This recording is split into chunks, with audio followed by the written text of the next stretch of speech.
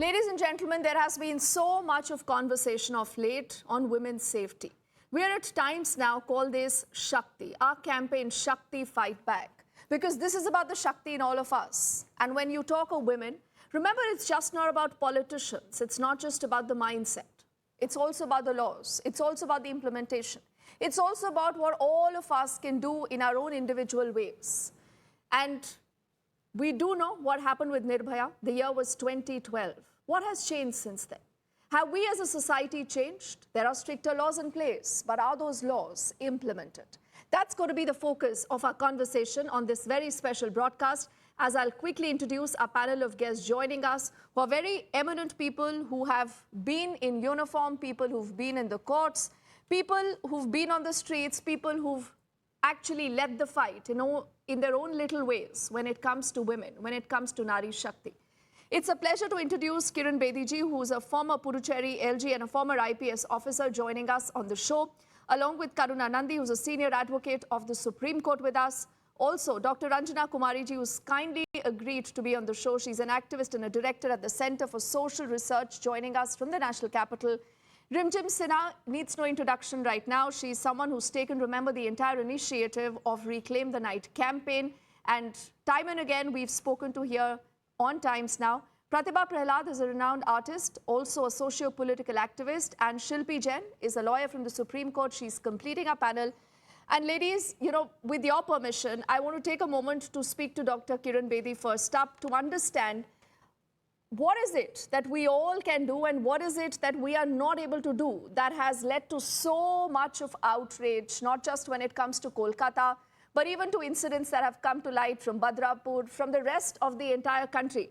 Kiran Bedi ji, what is it? Why are we failing? Why are we failing the women of the country? We're failing as a society. We are reacting and we are not preventing.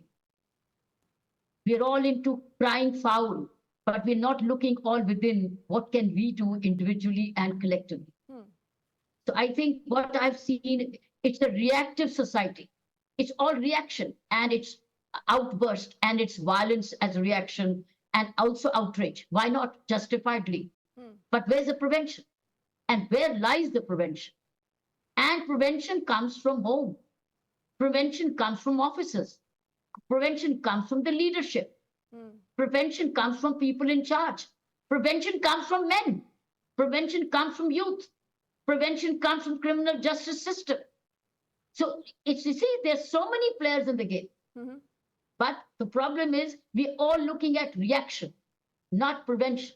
The moment we all talk about all aspects of prevention, all players in prevention, teachers have a role in prevention. Schools and universities have a role in prevention. For instance, let me look at prevention as one example. There's a dropout boy, a boy who's dropped out. And if it is known he is wayward, and it is known that he's gone into addiction issues or prevention or wrong habits, what does the college do? What does the society do? What does the home do? What does the teacher do? What does the police do? We all have a role to play. And instead, many times, such a man gets into public life of a kind where he creates a hype for himself and becomes a leader. Then he becomes a leader and he gets to be known and he starts asserting his muscle. I'm looking at society as a whole. Everybody has a role. And I think unless we all start performing our roles and responsibilities, we will be failing each other. And that's what we're doing. We're failing every system. Look, for instance, let the Calcutta.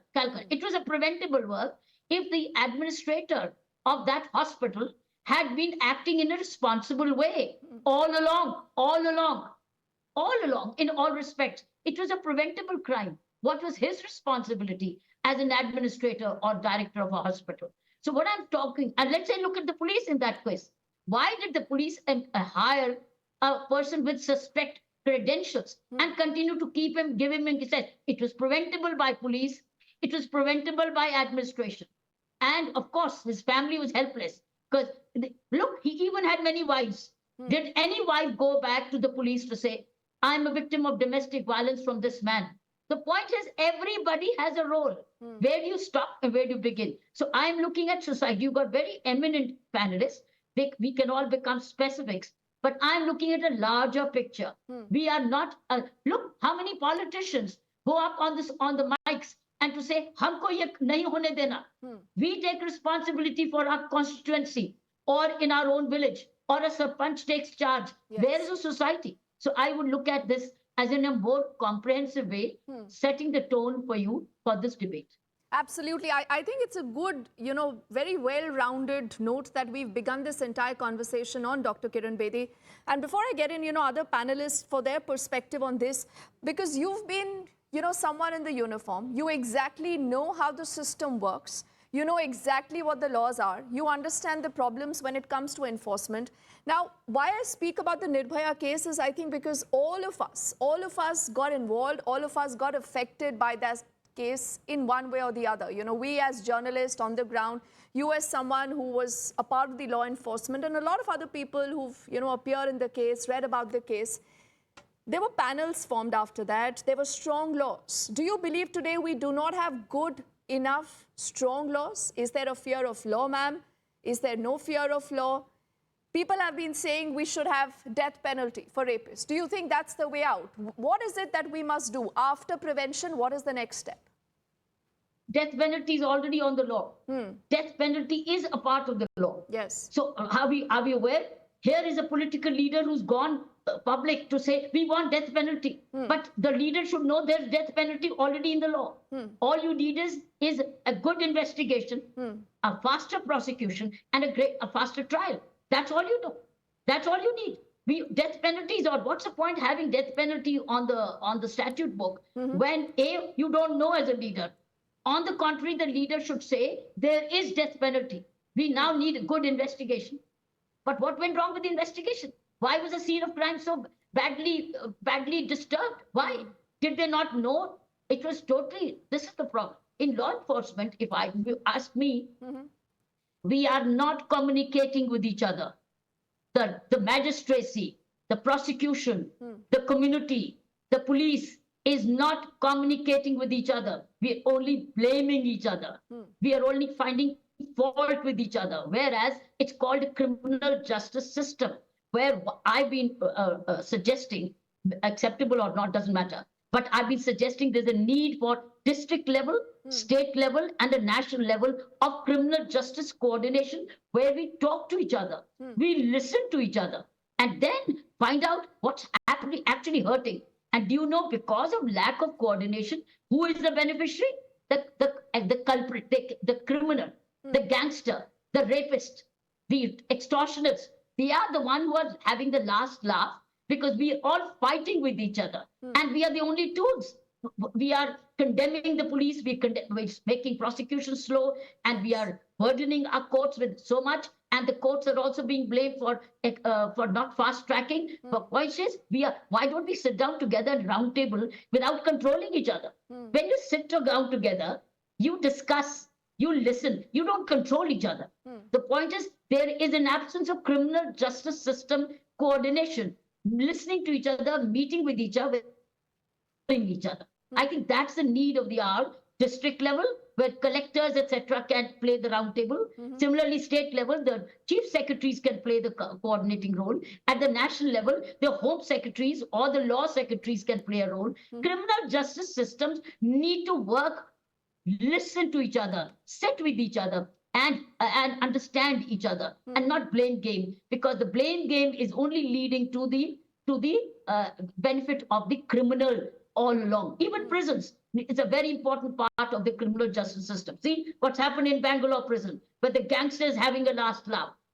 Why isn't the prison a part of criminal justice system? Who is supposed to be inspecting such? Where's the camera working? So I think one, community, I said. Secondly, responsible coordination. In public sector, when it needed productivity, the Prime Minister created a Gati Shakti. Gati Shakti, where he brought ministries together. You needed expeditious decision making. Why can't we have a Gati Shakti for criminal justice system, where we bring them together, listen to each other, and do what you want, do what you can, but listen to each other? I think that's the key. And, when Dr. Kiran Bedi, we know all this. We know the lacunae. We exactly know what the problem is. That why is it government after government, year after year, we only see an escalation when it comes to crime against women, and not just crime, remember, that I think is committed in Kolkata, a crime that is equally horrendous, that's reported from Badlapur, where even toddlers are not spared, to what's been happening right now in Mollywood, to any other part of the country. I mean, you name it. Also, women are not safe in their own homes. These are data that the NCRB itself tells us. So there is obviously a larger issue about mentality, that patriarchal mentality where even an MP is not spared. Just about, hours earlier, we were debating how there has been a very, very crass comment that has been made against a sitting member of parliament and no action. Why does the system look away? So again, it's a blame game. Who's voting them in? Why does a person with this kind of criminal antecedents get voted in? Why is he getting voted in? And why is he sitting in the parliament? So the question, and the man is on bail. If he's on bail, I understand human rights. I understand he had a right to fry. I'm not denying that. What I'm saying is, why are we voting it? Why are we going? And you can't say, no, I don't have a choice. Go vote for nobody. No, not nobody. Let that person be rejected. Why are we voting in people with allegations of crimes against women? And they're sitting in the parliament, or they're sitting in the assemblies, and they are going on and being on paroles. So I see, as a society, again, as a community, we are only blaming. We are not looking at what are we doing wrong individually. And of course, we are not coordinated, so execution doesn't happen. The blockchain doesn't happen. The blockchain of criminal justice system is broken. It's not a chain. It's not a justice system. It's blocked. It's blocked. It's not a blockchain. It's blocked. Okay. All right. Dr. Kiran Bedi ji, I think these are good talking points that we can actually begin our entire conversation on. And I would request you to stay on for a few more minutes if possible, as I'll want to hear what Karuna, Ranjana ji, Rimjim, Pratibha and Shilpi have to say. We'll get them also on our screens. And Karuna, let's begin by asking you, as someone who's, a part of the legal system, you've been there speaking for a lot of victims, fighting their cases, realizing what the problems are, what really are the bottlenecks. Karuna, why has nothing changed since Nirbhaya? Why are we where we are, or perhaps even worse? It's become blatant. There are a number of issues here. There are a couple of points that Kiranji made, which are correct. The first is the focus on prevention. Where I diverge with her is that this is not merely an all of society issue. This is very much an all of government issue. And the main responsibility rests with the central governments, the union governments and the state governments. Why is that? Because governments exist primarily in order to protect our bodily integrity and our physical freedoms, right? Like, that's the reason. Why do we give up certain powers, certain responsibilities collectively to government? For this reason. This massive failure has happened, and it's not just about post-Nirbhaya, it's about since the time that governments were established. This massive failure has happened because men and boys do not understand that rape or discrimination against women or sexual violence is bad. We need to come to a point where they understand that rape is as bad as cannibalism. It's as unthinkable as cannibalism, And this failure to work with men and boys, this means also that you have a kind of condemnation of rape when it's by people like us. For example, when it's people with political connections or when it's by politicians. So what is it that can be done and what needs to be done? What needs to be done, quite specifically, is these laws taken and broken down into who does what.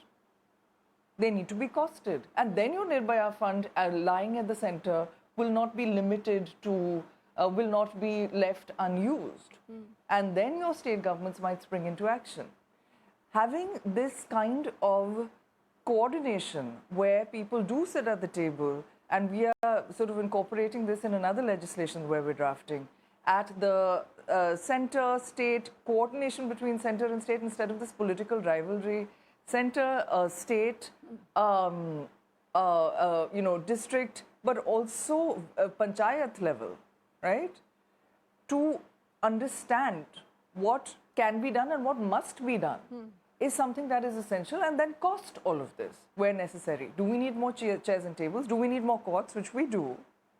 Do we need more, faster justice? And do we need more women in power? I mean, all of these things are long, long overdue. And I think that in these moments where women come together with all that anger but also with hope, are moments to seize the reins in terms of making sure that these things are done. Because otherwise, patriarchy is just not going anywhere. The backlashes are coming now through men's rights associations disguised as victimhood. And they started to get equal space, if not more space, actually a lot more space, in a number of conversations. And so, in moments like this, hacks need to be created so that patriarchy is rolled back and forever. Okay. I think Ms. Nandi has again made some very brilliant points, Ranjana ji. So why don't you push that a little ahead? She says there is a lot of hope, but then there is also a lot of anger. It's about how we channelize this. I've seen a lot of hope and anger, and you would identify with that sentiment even when Nirbhaya happened. We were all out in the streets for days together. We had not seen, not heard something as brazen as that, and we thought things will change. But you also know, ma'am, what's the reality today? Sure. I think, we have to put our finger where it is hurting the most. We cannot, certainly society needs to change, everybody has to work together. We know all this. I mean, there is certainly, we need to have interconnections, we need to have, talk to each other, departments must meet. Everything is absolutely brilliant. But this is a wish list. What is hurting the most? What is hurting the most? Let's look at the level of society. I think this whole, entitlement of men and boys, that they can get away with everything and anything, and which gets stretched up to the political level. When they make all kinds of statements, just recent statement, how can you pardon such a statement? What are the political party leaders doing about such people in their rank and file? Are they really sending a strong message to society that you cannot demean, insult, violate the dignity of women? You cannot make voyeuristic statement, because there is a law also to prevent that. You will be punished, you will be sent to jail, your place is in jail, or your place is not, at least not in my political party. How many of them are doing that? Number one. Number two, why, who commits rape or why rape happens? I think it's a kind of power relation, it's definitely a criminal act. Is definitely someone who's absolutely frustrated, angry, and who's sexually totally pervert. These are the people who are committing this kind of a crime, and especially, I'm not talking about domestic violence, which leads to this kind of a situation at the end of the tunnel. But when it happens, when such people are committing this kind of a crime, then let's put our finger on the people who really needs to act. That is the police. How much time should it take for FIR to be launched? Should it take 1 week of parents running to the pillar to post? I remember Asha Devi's fate. I remember Nirbhaya. I was along with all of you at India Gate for 4 chilling nights, sitting with all my team. So I think it's the police and policing, and then investigation. How robust are the investigation? Even in Calcutta's case, how we heard everything was trying to be covered up. So who was trying to connive with the local authority or the university, the college principal, or everybody in the government to cover it up? Who? And whose responsibility is to ensure that law and order is enforced, and whose responsibility is, when the crime is committed, that the criminal must get the punishment? Now, number two, when it comes to the courts, I mean, I'm absolutely aghast by, even Supreme Court walking into this case, which is very big welcome from our side. But what about so many cases pending? I mean, don't we know that? Doesn't the courts know that they are not delivering justice? Do you know the kind of justice system? After having the law, we all presented to Verma Commission. We made our recommendations. Many, of course, were not acceptable. For example, marital rape was not acceptable to our parliamentarians. Same men sitting in the parliament, because they don't bring in women. And if the women they bring in, they ensure that these women are totally dependent on them. Anyway, so come to the law enforcement, come to the justice delivery system in this country. What are we doing about the justice? If you have, I do not know what is the exact data, but whatever we have heard from NCRB report, 133,000 rape cases pending in different levels of court. So what are we trying to do? We are creating a kind of impunity in the system. We are emboldening the criminals. We are letting every one of these criminals to know that, oh, you will be getting away very easily. So many cases for pardon are lying with the President of India. So many cases are not even, so no justice. If there is, will not be, okay, if the society is pushing with misogynistic, sexist, patriarchal attitude, perhaps it will take another 100 years. So who really creates the correction? The system creates the correction. The politics creates the correction. The governments create the correction. Why are they not walking in? After so much of shouting at top of our voices, we heard some statements from some senior level, even President of India spoke the other day. But that's not going to help. Rhetoric is not going to help women in this country. Women and children will have to be really given the kind of justice they deserve, the dignity that deserve, the kind of respect they deserve. If it is not given, now let's come to, after the justice delivery system, let's talk about what is really happening in terms of creating the culture. We need a greater cultural shift in our country now. You cannot talk lowly about women. You cannot push a woman on the road. You cannot pinch her. You cannot, molest her and get away with that. You cannot. Those are the crimes which eventually give the criminals a road to lead them to creating the kind of rape crime that they create. And also smothering the body of the women, cutting her parts of her body, inserting things in her body. Where are these ideas coming from? How are we letting them go? If we are letting them go, then everything we are talking about is absolutely useless. Because, having worked for 40 years on these issues, my blood boils. I'm totally, we don't know where is an answer. So I think somebody has to be held accountable. Some of the system, whether it's the central government, when it comes to the whole nation, when it comes to the states, state government, and please stop political slugfest. Even in the media, did you see the kind of things they were presenting?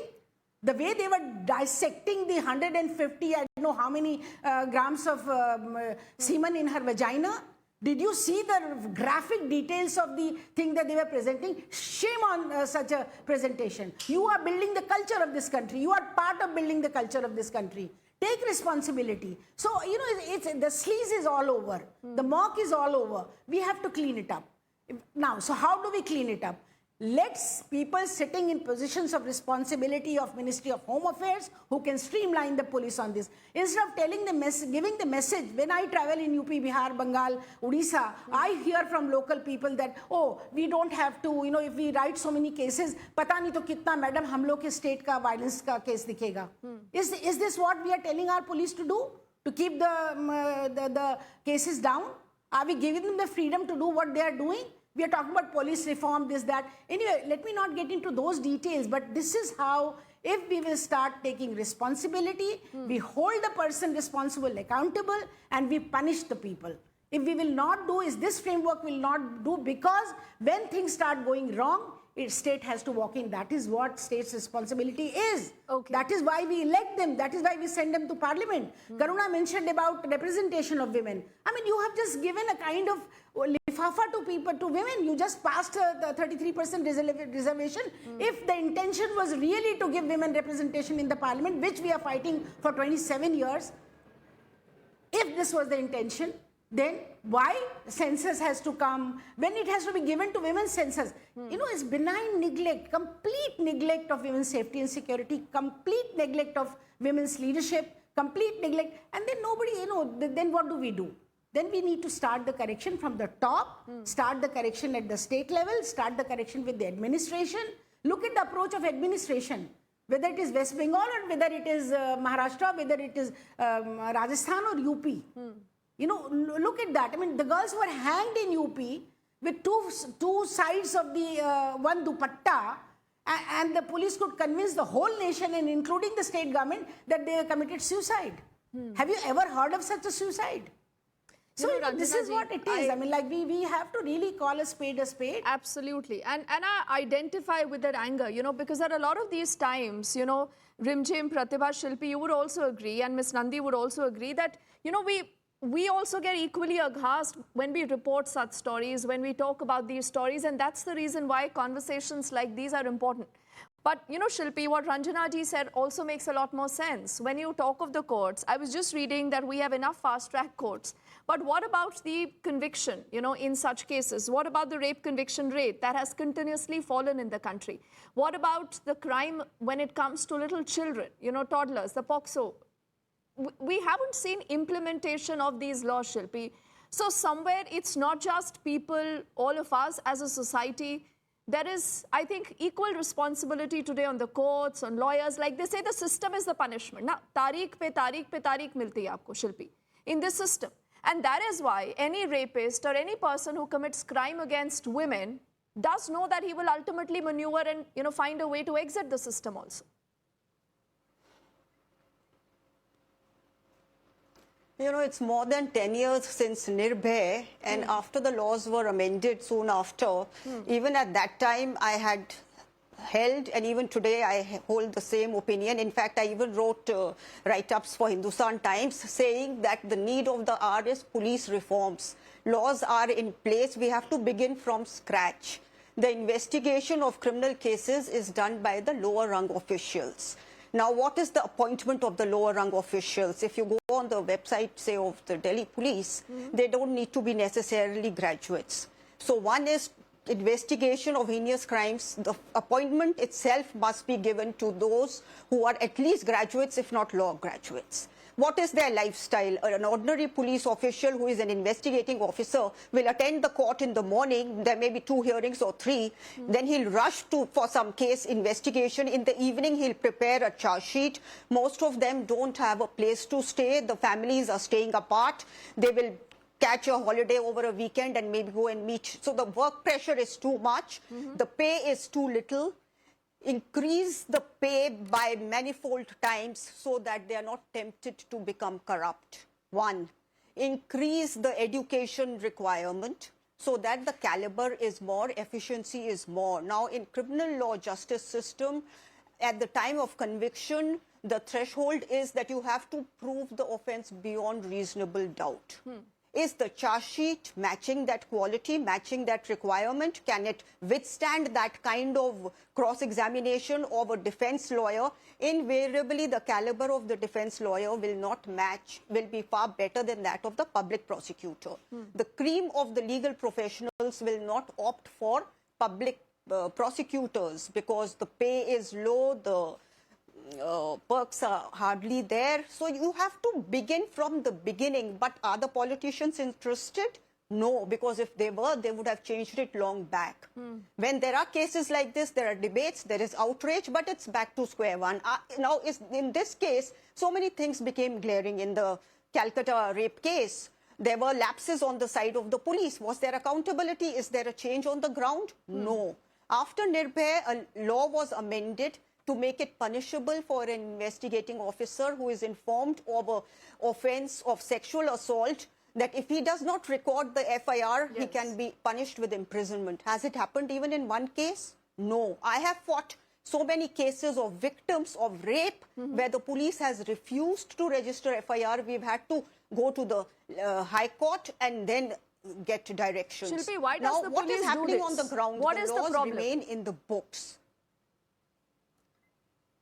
That's what I'm saying. It's a cumulative thing. You have to change from the appointments, get police officers who have more caliber, well educated, increase their pay scales, reduce the workload, make their lifestyles better. But it suits the politicians to have weak policemen because half of them are themselves facing criminal charges. It suits them to have police officers who can bend on asking. So I am very clear. There is a reason why police reforms are not happening, why their pay scales are kept low, why their lifestyles are kept the way they are. Half of the police officials at the lower rung level, are frustrated, distressed with life because the families are living apart. Half of them don't have a place to stay in the night. Many of them sleep at God-forsaken places because they can't afford a good enough rent from the pay scale that they have. Then we have fast-track courts, but they remain only in the name. They are overcrowded. There is absolutely nothing happening speedily there. The adjournments come on asking. The public prosecutors half the time don't even know the facts of the cases. So you have to begin from scratch. Just these debates and making some changes in the laws won't change anything. Get better public prosecutors. For that, you need to increase the pay by 5 times. Give them perks which are similar to that of the judges, because their responsibility is the most in getting a conviction. The judge will pass a judgment basis the investigation which the cops do and the interpretation of that by the prosecutor. The role of the judge is limited. He will have to rely on the charge sheet. If the charge sheet is shoddy, is lacking, is full of loopholes, there is little the victim, her lawyer can do, because there are loopholes which the police will leave. So it has to begin from the beginning, but I don't see that happening because the lawmakers are not in a mood to change. It suits them.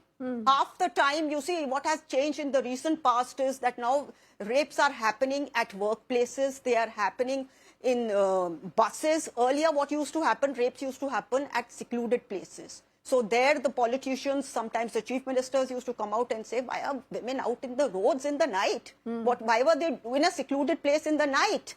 Why was she wearing what she was wearing? Now those comments have stopped because the level of rape has changed. It's happening in the daytime. It's happening at workplace. So one, we need police reform, societal change. What happens when a girl is born? Even today, the change is there, but it's very slow. Most families frown. Why? Because with the girl comes the dowry. Dowry is a menace India has not been able to fight. Across all class, whether it's the driver, it's the guard, he starts collecting money. A girl is not good enough to be given in a marriage. The higher the dowry, the better are the prospects of marriage. We have the highest number of dowry deaths happening even today. We have this 498A. The courts are flooded with complaints of these cases. Now, what is happening? The husbands refuse to, we have no law of maintenance law in place in this country. So the women, and at the societal level, when the girl is born and it's not a celebration, disrespect, lack of dignity begins there. The police officer behaves the way he does at the police station because he sees a certain environment at home. He's coming from the same society that we are all, brought up in. He sees at home that how his sister is not treated the same way as he is. Now, in our movies, how the movies impact a whole lot of people who may commit these crimes. In the movies, flirting, eve-teasing is glamorized. It's idolized. The hero is doing it without any, he's doing it with full justification. And the censor board will pass it. And there are people who will emulate that. They feel eve-teasing or flirting or misbehaving with women is heroic. Many people emulate the film stars. So there has to be a change. There has to be dignity, respect. The women are oppressed, suppressed at home in many ways. They are physically abused, verbally abused, physically abused. And all this will then come to leading to another level, which is sexual assault. And the cases that get reported are not all. Half the cases don't even reach the police station. You're right. What You're is right, the attitude of the police officials at the police station?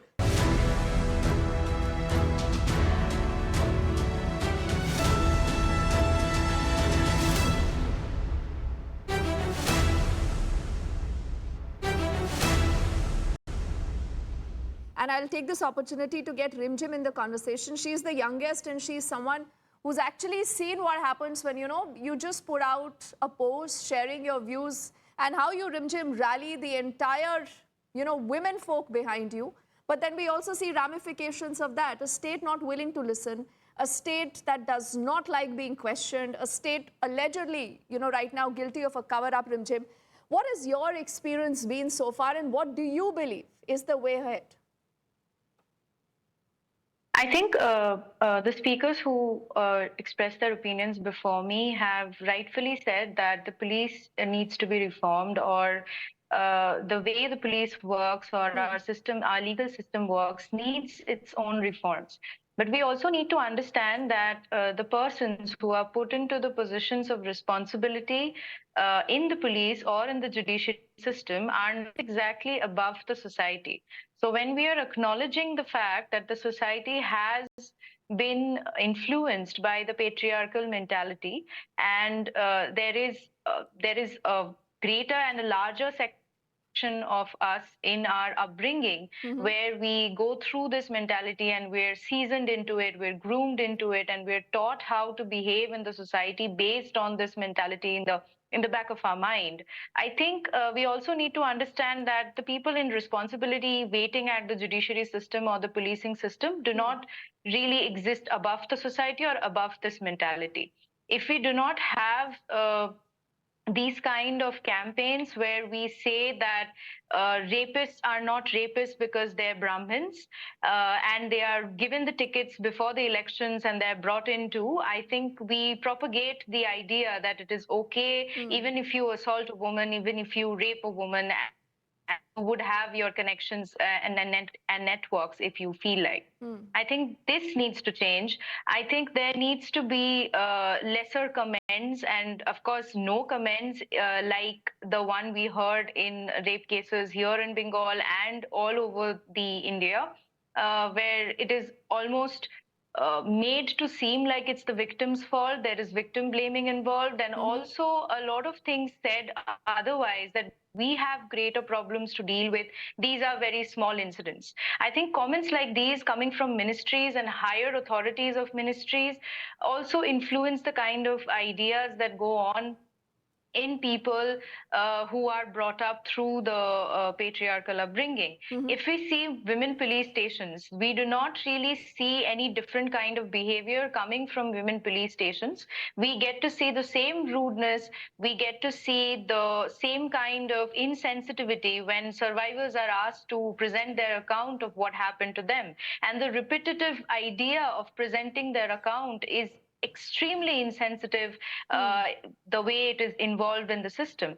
So I think these things need to be taken into account, and we have to understand that if we do not go through a school curriculum where we're taught about gender sensitivity, if we do not have that in our course, if we do not have transport systems which are safe, if we do not have workplaces that involve creches, for example, we are not bringing this message into the society that women are half as part of the society as men have been. I think we have always created a certain kind of ambience that these workplaces or this society is basically made for and by the men, and women need to adjust to it like the way they can. I think this message needs to be eradicated. I think the legitimization of violence and the legitimization of abuse needs to be eradicated, and then we can see structural changes and have our society in a way which does not exactly discriminate women or ask women to adjust, but actually work with women and build up a society alongside. Absolutely. And, Pratibha, I'm told now we can hear you far better, so you can, complete your point. And just a little, point that I remembered while Rimjim was making this conversation again, Pratibha, is the fact that we are all talking about women, their safety. Women are worried, parents get worried, family gets worried if you have a lady who's traveling late at night, she has a night shift or whatever, even at her own workplace. But men don't have to worry about this. Is this even an equal society then? So being the last speaker has its disadvantage just because everybody said whatever needs to be said. But nevertheless, I'm going to try and say what I have to say. So I started off by saying that all the points that were made were about prevention, prohibition, and redressal. And these are three separate things.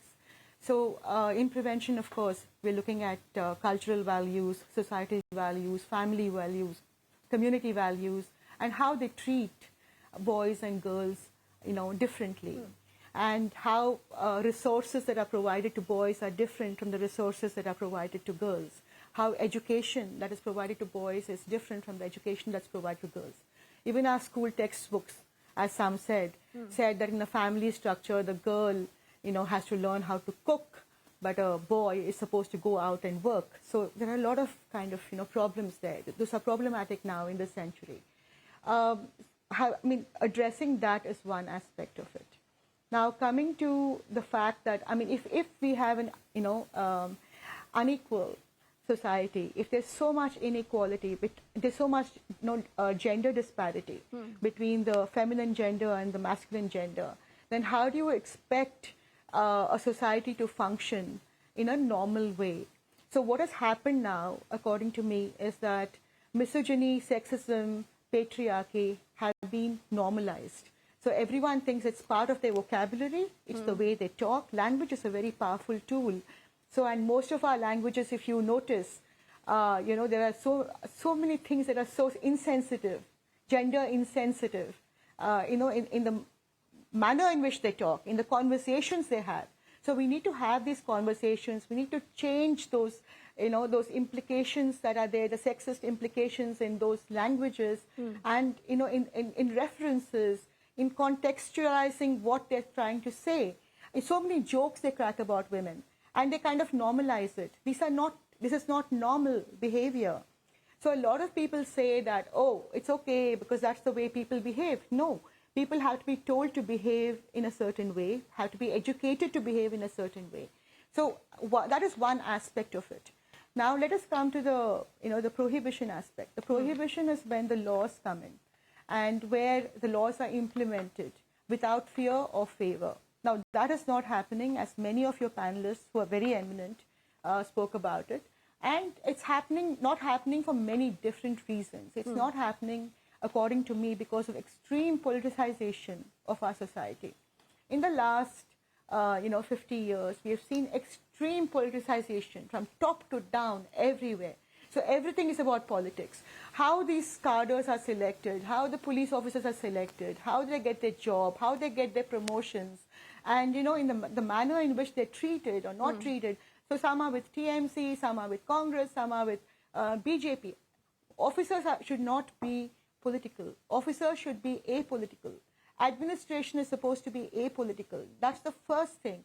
If people can perform their duties without fear or favor of any political repercussion, then already, you're kind of trying to go forward. You can go forward from there.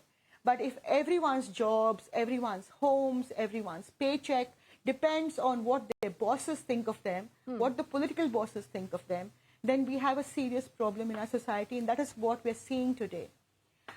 Point number 3 is redressal. Now, redressal, there are laws, yes, but, we know that the conviction rate is abysmally low. Why? Because the evidence collection is not okay. And when it comes to conviction, you have to present evidence, because somebody on your panel said that, the judge goes by what is presented. So the prosecution has to be strong.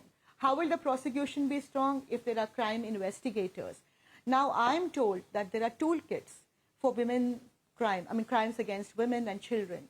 Why are they not following protocols? Now, that for me is very, very problematic. The fact that in many cases that we see, protocols are not, followed as per the toolkit, that the crime scene is not cordoned off, evidence is not collected, forensics are not, properly kind of, collected and documented.